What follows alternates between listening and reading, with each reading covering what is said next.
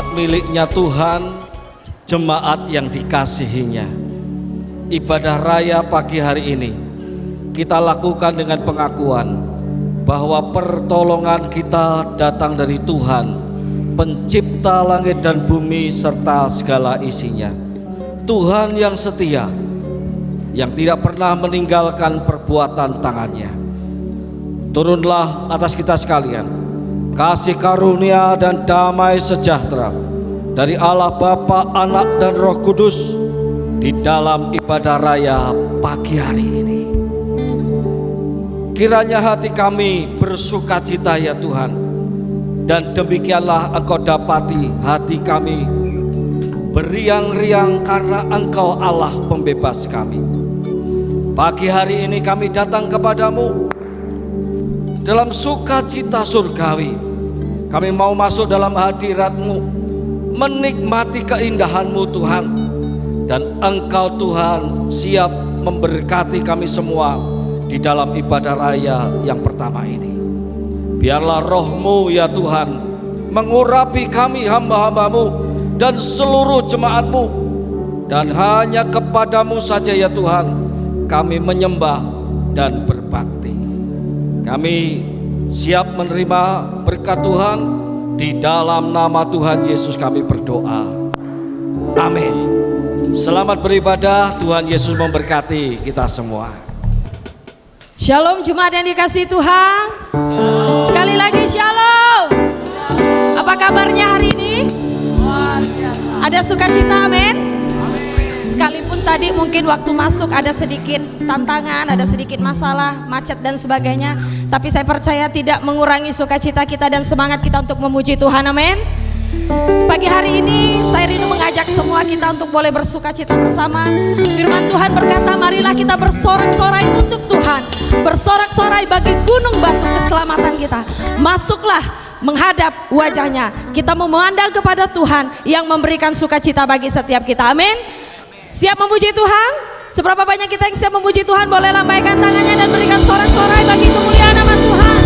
Menarilah, kita mau bersorak-sorai bagi kemuliaan namanya. Haleluya. Haleluya.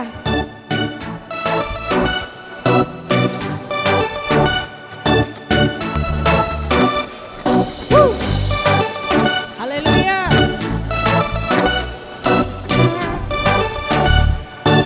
Mari bersama nyanyikan. Menarilah, jangan lelah, bersama memuji Dia, sebab kuasa-Nya dinyatakan.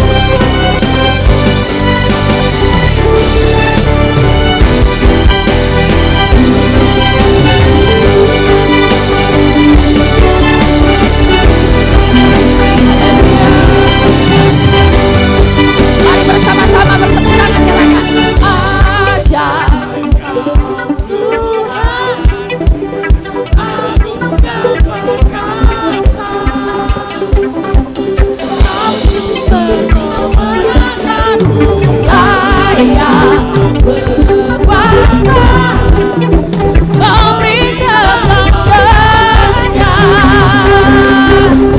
Yesus kaulah Raja mulia, adalah Tuhan agung dan perkasa. Kau berkemenanganku, layak berkuasa memberi kesembuhannya.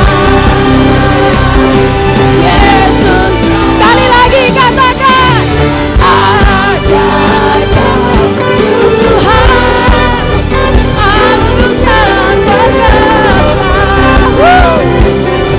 Kau sumber kemenanganku, layak berkuasa memberi kesembuhannya.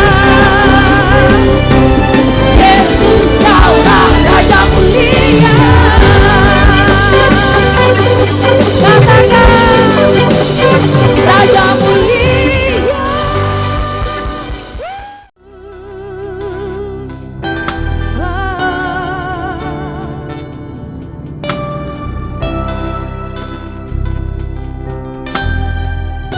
Hakim dan pembela, Hakim dan pembela di saling sengsara. Kaulah rahmatku, turun ke dalam gang yang mulia, bangkit bertata sang menyembah.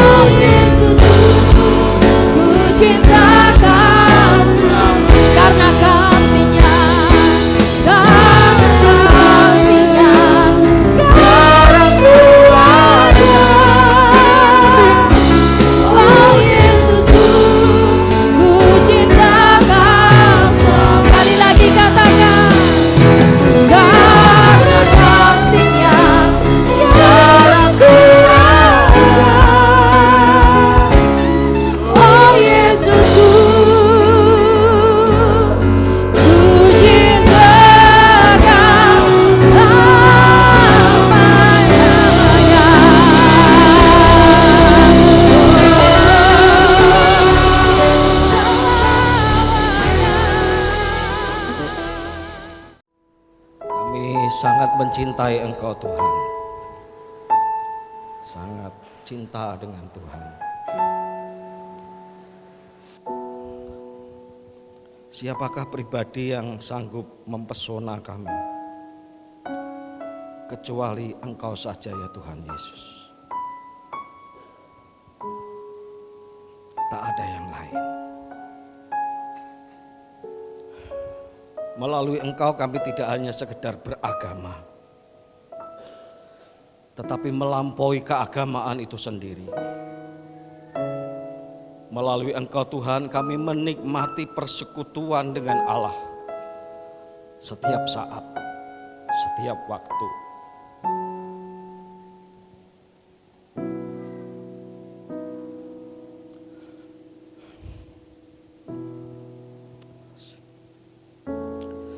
Terima kasih Tuhan, kami mengucap syukur kepadamu. Kami rindu setiap jemaat-Mu yang telah mengungkapkan kepercayaannya kepadamu di Gereja Isa Al-Masih Pontianak ini, menikmati akses yang luar biasa kepada Allah, menikmati pergaulan dengan Allah yang indah itu. Kami percaya Allah Roh Kudus mengerjakannya dalam kehidupan kami. Mari Tuhan, berkaryalah pagi hari ini melalui firman-Mu yang sudah akan kami dengarkan. Sama seperti Engkau berkarya melalui puji-pujian yang kami naikkan. Berkaryalah, perdengarkanlah suara hati-Mu, dan biarlah kami mau menundukkan diri, membuka hati kami untuk firman-Mu itu. Berfirmanlah ya Tuhan, berfirmanlah.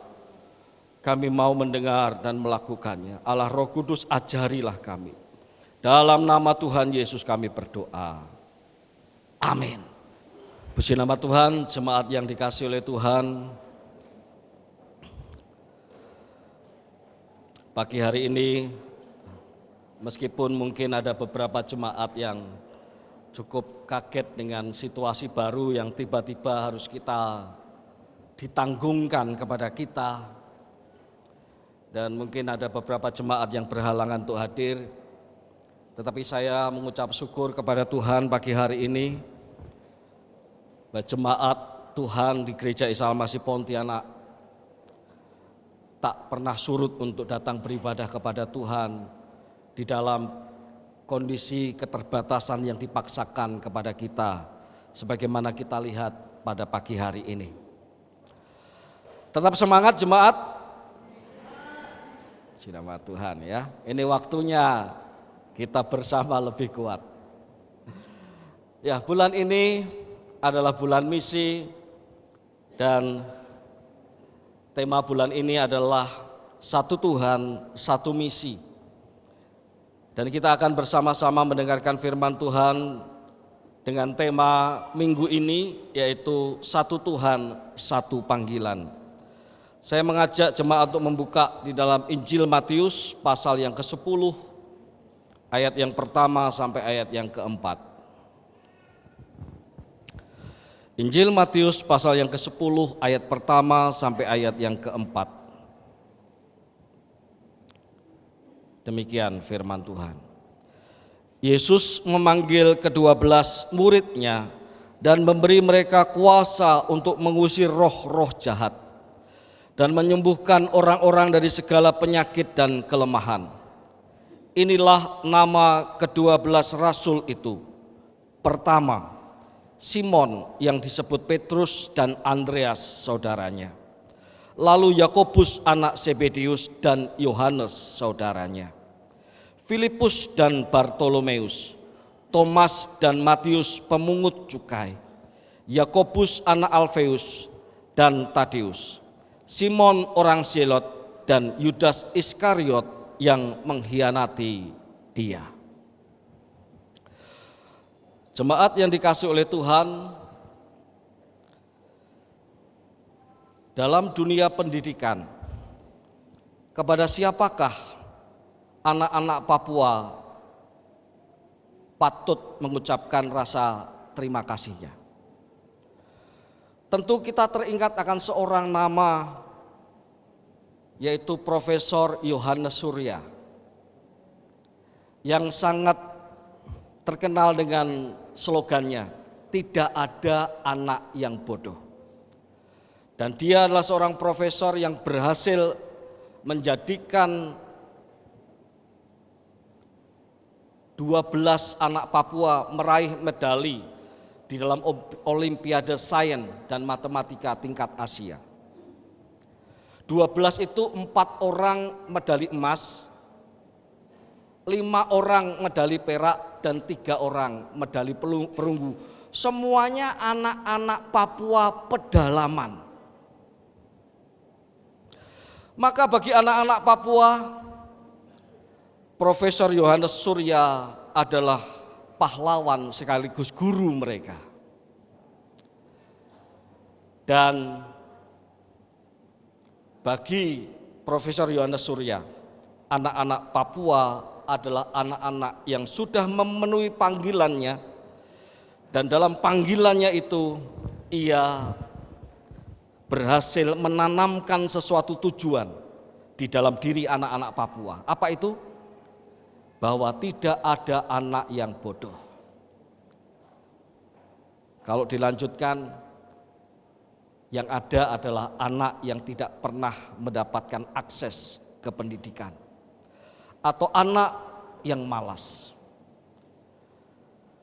Jemaat yang dikasihi oleh Tuhan, sama seperti anak-anak Papua melihat Profesor Yohanes Surya, dan bagaimana mereka menikmati tujuan panggilan dari Profesor Yohanes Surya untuk membentuk mereka menjadi para juara Olimpiade. Demikianlah Yesus bagi para murid. Bagi para murid, Yesus adalah Tuhan dalam kehidupan mereka. Dan bagi Yesus, para murid adalah orang-orang yang dipanggilnya untuk tujuan tertentu, yaitu menyelesaikan misi Tuhan Yesus Kristus. Hari ini kita pun ada sebagai orang-orang yang memandang Tuhan Yesus sebagai Tuhan dan juru selamat kita satu-satunya. Dan kita diberitahu oleh Tuhan bahwa Tuhan yang memanggil kita dan kita menjawab panggilan Tuhan itu, maka dalam panggilan itu ada tujuan-tujuan Allah. Satu Tuhan, satu panggilan. Kita akan lihat yang pertama. Jemaat yang dikasihi oleh Tuhan, Injil Matius berbeda dalam hal memanggil ke-12 murid dibandingkan Injil Markus maupun Injil Lukas. Perbedaannya sangat kentara, bukan di soal namanya, tetapi Matius mengelompokkan murid-murid itu menjadi sepasang-sepasang. Mulai dari Simon yang disebut Petrus dan Andreas saudaranya, 1. Yakobus anak Zebedius dan Yohanes saudaranya, 2. Filipus dan Bartolomeus, 3. Yakobus anak Alfeus dan Tadeus, 5. Simon orang Zelot dan Yudas Iskariot, 6. 6 pasang, ada kata dan di sana. Hal ini menunjukkan ada sebuah tujuan penulisan yang seperti ini. Apa itu? Bahwa murid-murid Tuhan dipanggil dengan satu tujuan. Tidak ada yang lebih tinggi seorang daripada yang lain. Semuanya sama. Meskipun Petrus selalu disebut yang pertama, bahkan Injil Matius menekankan dengan kata pertama. Pertama Simon yang disebut Petrus, tetapi tidak sendirian, dan Andreas saudaranya. Jadi seolah-olah mau mengakui keutamaan Petrus dalam kemuritan, dalam panggilan kemuritan. Petrus adalah yang pertama, dan Petrus juga yang kemudian kita lihat sebagai yang utama karena di atas batu karang itu didirikan gereja Tuhan. Tetapi tidak dibiarkan seorang diri di atas begitu, tetapi kemudian ada kata dan Andreas saudaranya. Artinya keutamaan tidak menjadikan sesuatu hal yang mesti membuat setiap murid-murid yang lain itu mengkultuskan Petrus. Menganggap Petrus sebagai orang yang tidak bisa disentuh karena dia memang yang pertama, yang utama. Sehingga dia menjadi orang-orang yang tidak bisa dianggap remeh dan ditinggikan di atas yang lain. Kalau kita baca firman Tuhan,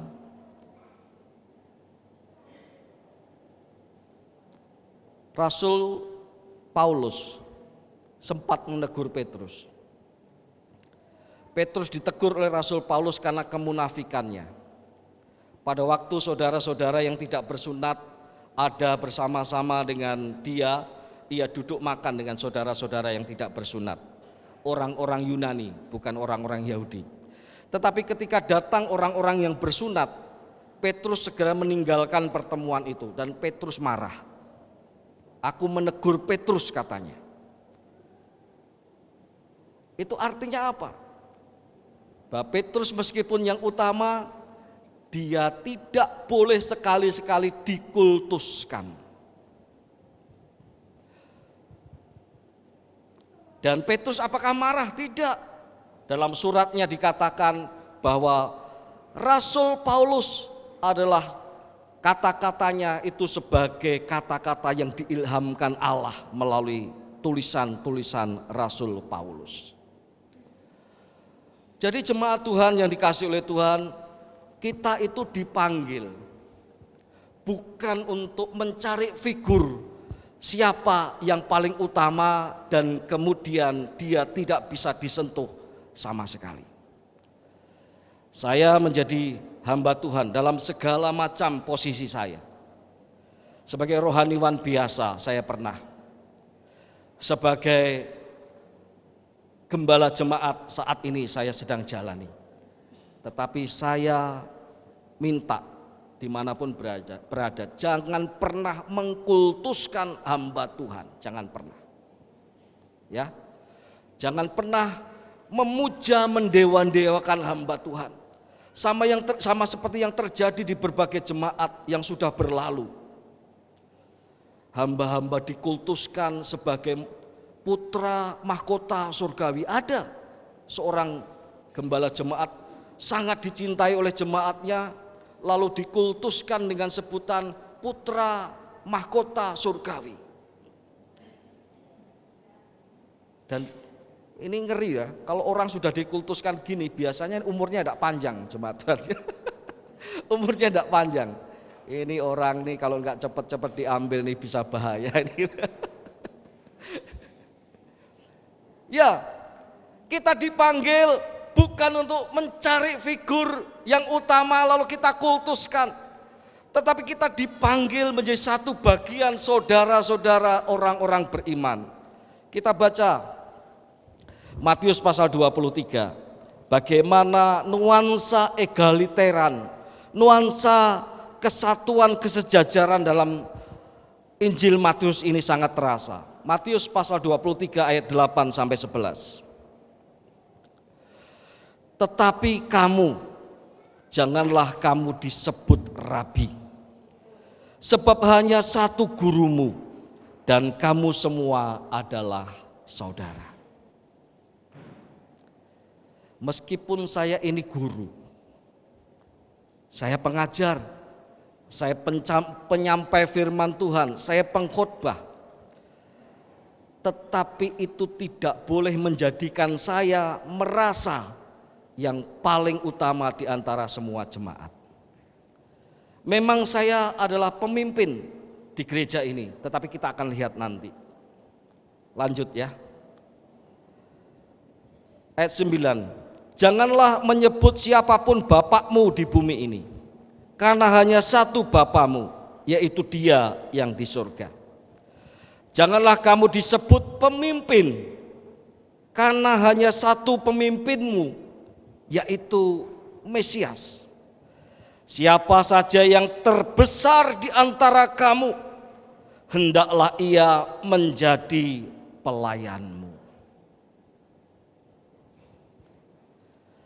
Saya memang pemimpin di gereja ini. Ada pemimpin-pemimpin rohani, Pendeta Lukas, Pendeta Muda Nancy, Pak Simin. Ada pemimpin-pemimpin meja, para diaken, para majelis.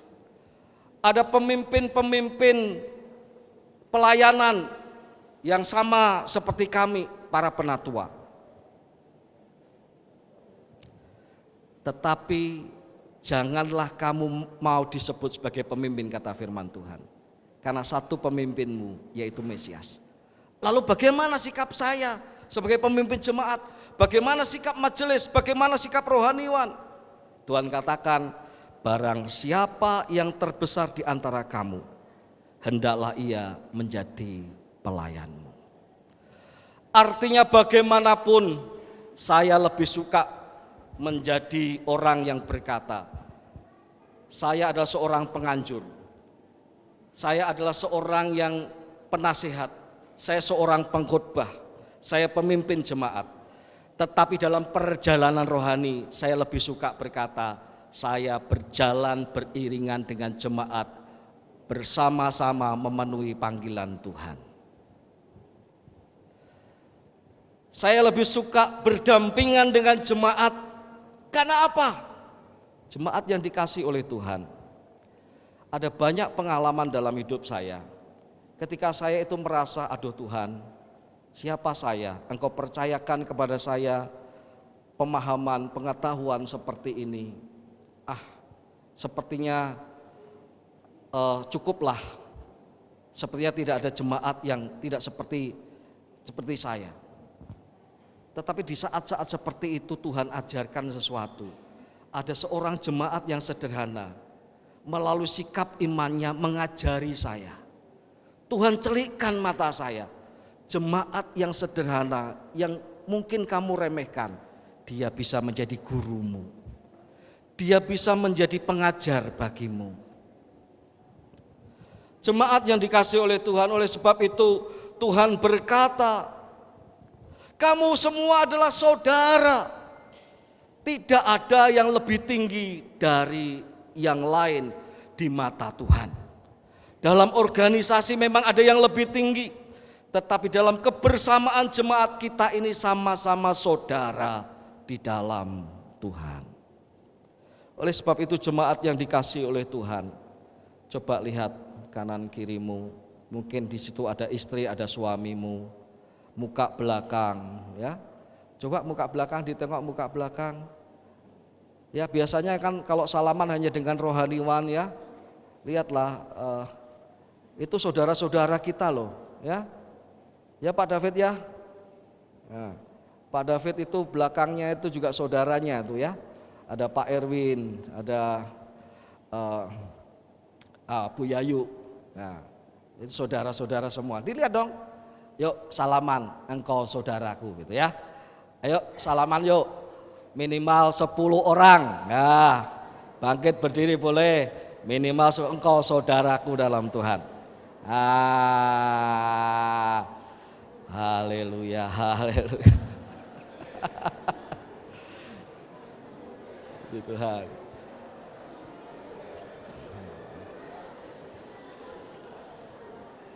Puji Tuhan. Ya kan? Sebelum salaman gimana saudara? Tegang semua toh? Siapa yang mau mulai salaman nih? Gimana ya aku mau menyatakan kamu saudaraku. Begitu kita dapat jalur untuk masuk, engkau adalah saudaraku, kita bersalaman dengan penuh sukacita. Karena muka belakangmu, kanan kirimu adalah saudara di dalam Tuhan. Kita dipanggil untuk menjadi saudara satu sama lain. Tidak ada yang lebih tinggi satu sama lain di hadapan Tuhan. Yang kedua,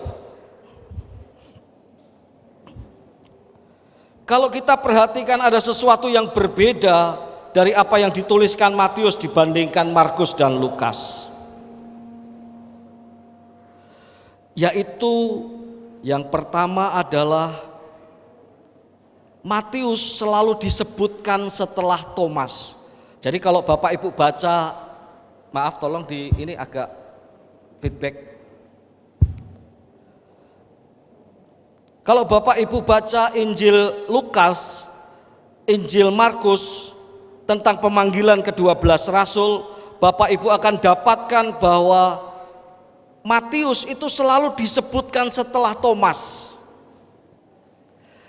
Tetapi pada Injilnya sendiri yang ditulis oleh Matius, Matius menuliskan namanya di belakang Thomas. Thomas dulu disebutkan, baru namanya dia. Dan yang menarik, Matius menuliskan satu-satunya predikatnya di masa lalu yang tidak terpuji. Thomas dan Matius pemungut cukai. Coba perhatikan, apakah Matius ketika menuliskan Injil ini menyebutkan pertama Simon yang disebut Petrus dan Andreas saudaranya yang adalah nelayan? Tidak. Ia hanya sebutkan Simon, Petrus dan Andreas saudaranya. Predikat lamanya tidak pernah disebutkan.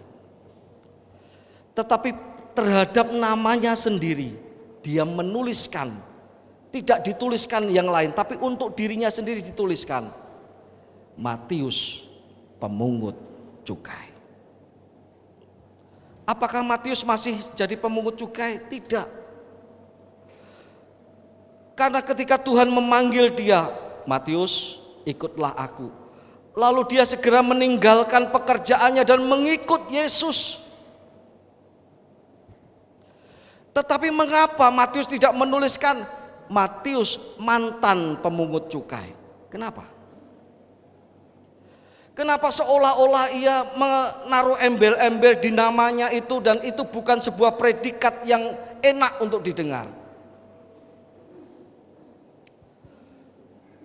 Matius pemungut cukai sama seperti Matius pengkhianat bangsa. Karena pemungut cukai itu dianggap orang-orang Yahudi sebagai pengkhianat-pengkhianat. Matius perampok uang rakyat. Kenapa disebutkan itu? Tak ada mantannya lagi. Bukan mantan perampok, tetapi pemungut cukai. Jemaat yang dikasihi oleh Tuhan, menunjukkan betapa Matius itu bersyukur kepada Tuhan. Dengan mencantumkan namanya Matius pemungut cukai, ia tahu kalau ia ada di dalam golongan murid-murid Kristus. Kalau namanya tercantum menjadi bagian dari rasul-rasul Tuhan, semata-mata bukan karena kepintarannya, bukan karena kebolehannya, bukan karena gagahnya, bukan karena dia itu orang yang memang layak, tetapi semata-mata karena kemurahan Tuhan. Oleh sebab itu ia mencantumkan Matius pemungut cukai, supaya semakin terasa betapa besar anugerah Tuhan kepada dirinya.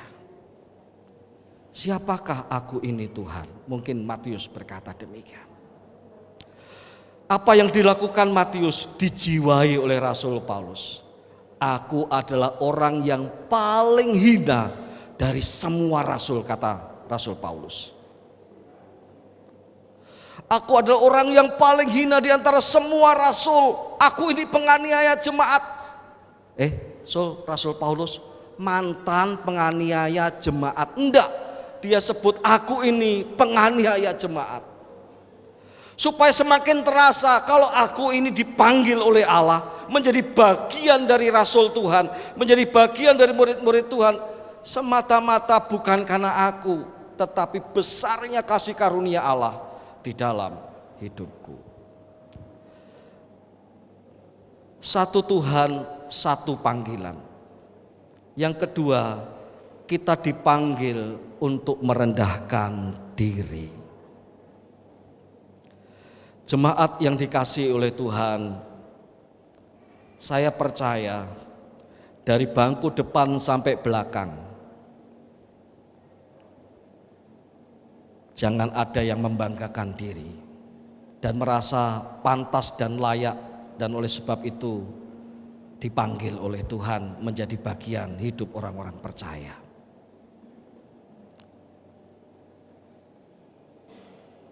Kalau kita ada di tempat ini, di gereja Tuhan, kita ada sebagai orang-orang yang percaya kepada Tuhan, sadarilah bahwa semua karena kemurahan Tuhan. Semua karena kasih karunia Tuhan di dalam kehidupan kita. Tanpa kasih kemurahan Tuhan, tak ada kita di tempat ini. Yang terakhir, yang ketiga, ada yang 4 hal tetapi saya 3 saja. Yang keempat nanti saya akan sampaikan di ibadah sore. Yang terakhir, di semua Injil Matius, Markus, dan Lukas, Yudas Iskariot disebutkan sebagai yang mengkhianati Dia. Jemaat yang dikasihi oleh Tuhan, apa maksudnya? Di dalam jemaat Tuhan, Tuhan selalu memberikan kesempatan kepada setiap orang. Ada orang-orang yang berkata, saya tidak mau ke gereja, Pak.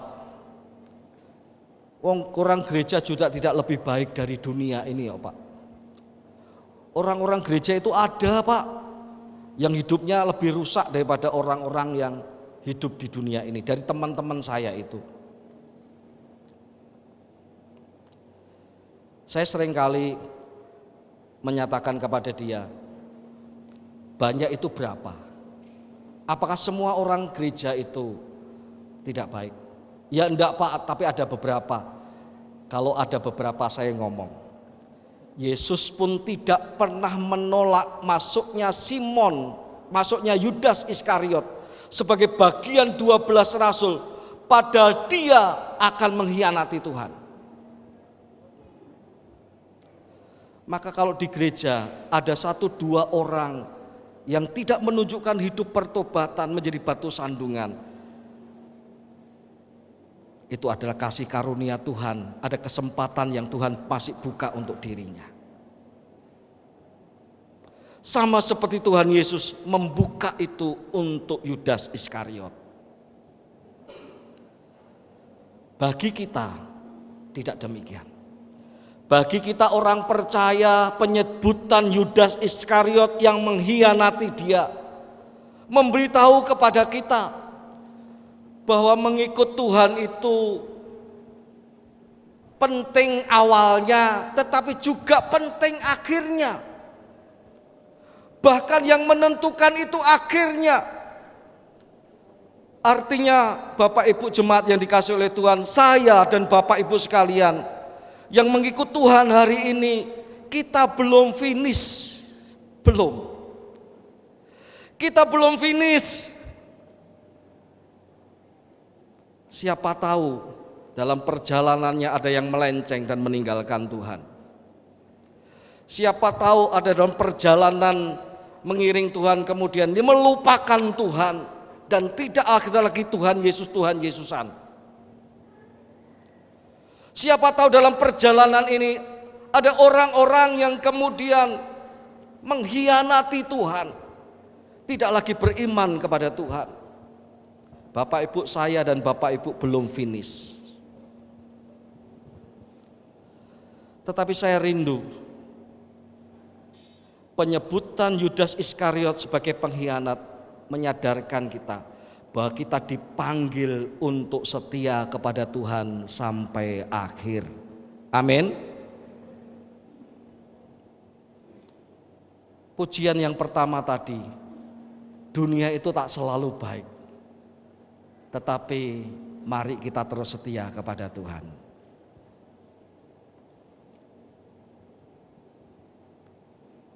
Mendengar bahwa jalan dipakai untuk acara PKL secara tiba-tiba tanpa ada surat, saya agak jengkel, saya geram hati saya. Tetapi itu tidak mengurangi sukacita. Kenapa?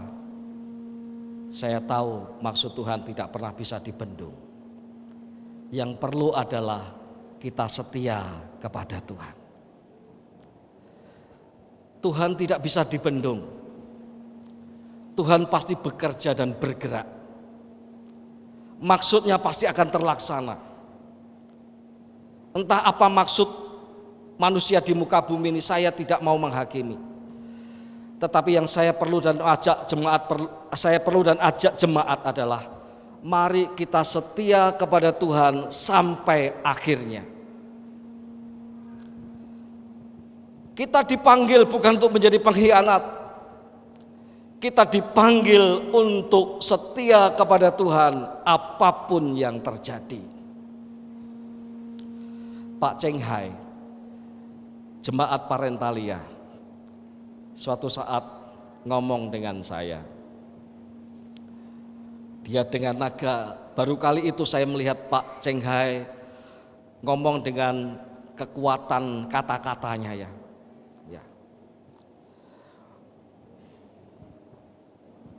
Dia berkata begini,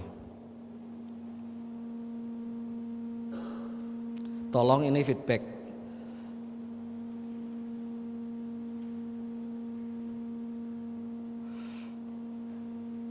Masih feedback, tolong.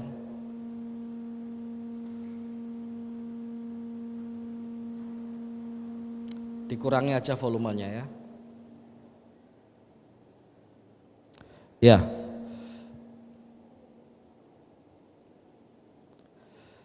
Jemaat yang dikasihi oleh Tuhan, Pak Cheng Hai berkata kepada saya begini, itu Pak, orang-orang yang dulu bergereja di Isa Al-Masih dengan saya, mereka yang ajak saya masuk ke gereja ini.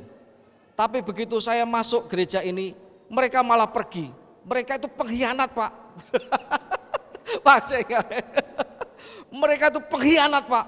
Pak, bukan pengkhianat lah Pak, saya bilang begitu. Mereka kan ada yang tetap ikut Tuhan meskipun di gereja lain. Enggak Pak, tetap bagi saya mereka pengkhianat Pak. Katanya begitu. Jemaat yang dikasihi oleh Tuhan, apa yang dikatakan Pak Cheng Hai kepada saya, mau menyatakan kepada kita semua, mari setia kepada Tuhan, termasuk di gereja lokal, di gereja Isa Al-Masih Pontianak ini. Kita tumbuh di gereja ini. Dan mari kita terus setia bersama-sama maju dalam panggilan Tuhan di gereja Isa Al-Masih Pontianak ini. Dan saya mengajak seluruh jemaat kita bersama-sama berjalan dalam kehendak Tuhan. Apa itu? Yang terakhir, sebagai kesimpulan. Kalau kita menyadari bahwa kita ini dipanggil oleh Tuhan, dan kita tahu betul bahwa kita ini perlu urapan Roh Allah. Karena Tuhan memanggil kita bukan dengan tangan kosong, Ia memperlengkapi kita dengan kuasanya untuk mengusir roh jahat, untuk menyembuhkan orang dari sakit dan kelemahannya. Untuk memberitakan tahun rahmat Tuhan sudah datang sekarang ini. Dan kalau kita tahu bahwa kita butuh saudara-saudara yang lain. Saya tanpa Bapak Ibu bukan siapa-siapa. Bapak Ibu tanpa saudara-saudara di sebelah kanan kirimu juga bukan siapa-siapa. Saya membutuhkan Bapak Ibu membutuhkan, saling membutuhkan satu sama lain. Kalau tiga hal itu kita tahu, saya dipanggil oleh Tuhan. Kedua, saya diperlengkapi oleh Tuhan dengan kuasanya. Dan ketiga, saya butuh saudara-saudara saya dalam perjalanan panggilan ini. Bapak Ibu, kita siap keluar untuk bermisi. Kita siap keluar untuk bermisi. Oleh sebab itu, mari kita sungguh-sungguh kepada Tuhan. Mari jangan ada yang merasa lebih tinggi atau haus kehormatan satu sama yang lain. Jangan. Firman Tuhan katakan saling mendahuluilah dalam memberi hormat. Yang kedua, jadilah orang-orang yang rendah hati. Karena engkau dipanggil bukan untuk meninggikan diri, tapi untuk merendahkan hatimu. Kalaupun engkau harus bermegah, ingatlah 1 Korintus pasal 1 ayat 31. Siapa bermegah, hendaklah bermegah di dalam Tuhan, bukan karena dirinya. Dan yang ketiga, kita dipanggil untuk setia sampai akhir. Tuhan Yesus memberkati kita semua.